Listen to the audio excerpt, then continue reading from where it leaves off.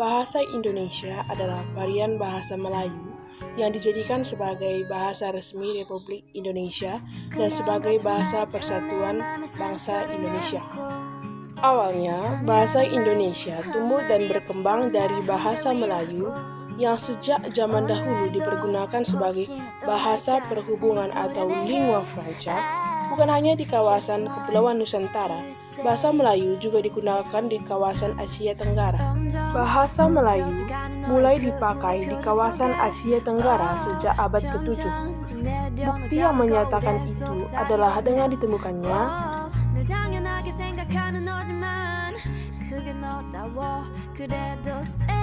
prasasti itu bertuliskan huruf Pranagari yang berbahasa Melayu kuno.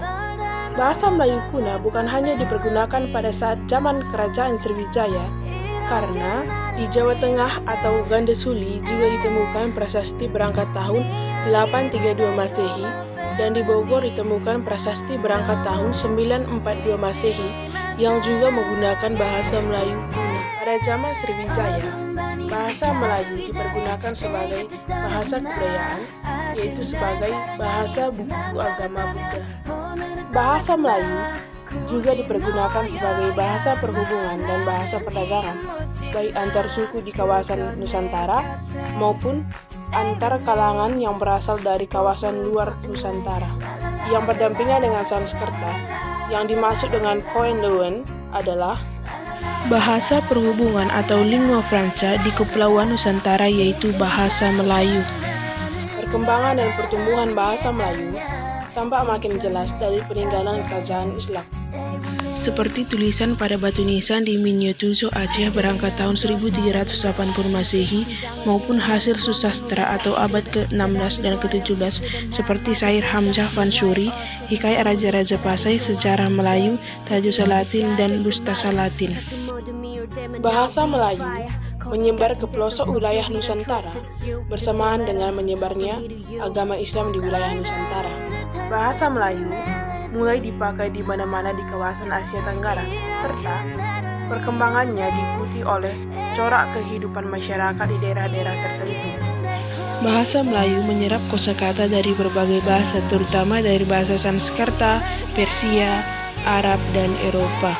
Bahasa Melayu pun dalam perkembangannya muncul dalam berbagai variasi-variasi dan dialog. Bahasa Melayu juga mendorong semangat dan persatuan bagi masyarakat Indonesia.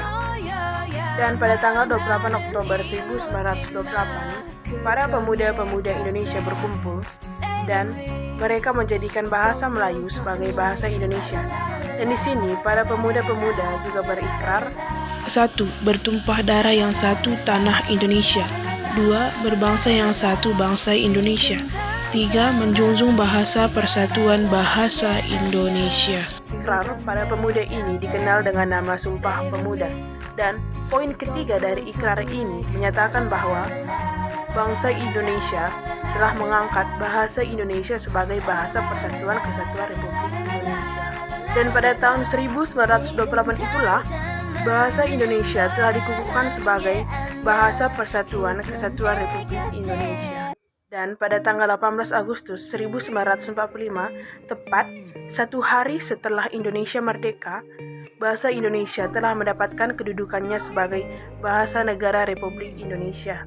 Dan kini bahasa Indonesia sudah dipakai di kalangan masyarakat pusat maupun di kalangan masyarakat daerah. Nah, itu dia cerita dari sejarah bahasa Indonesia. Bagaimana?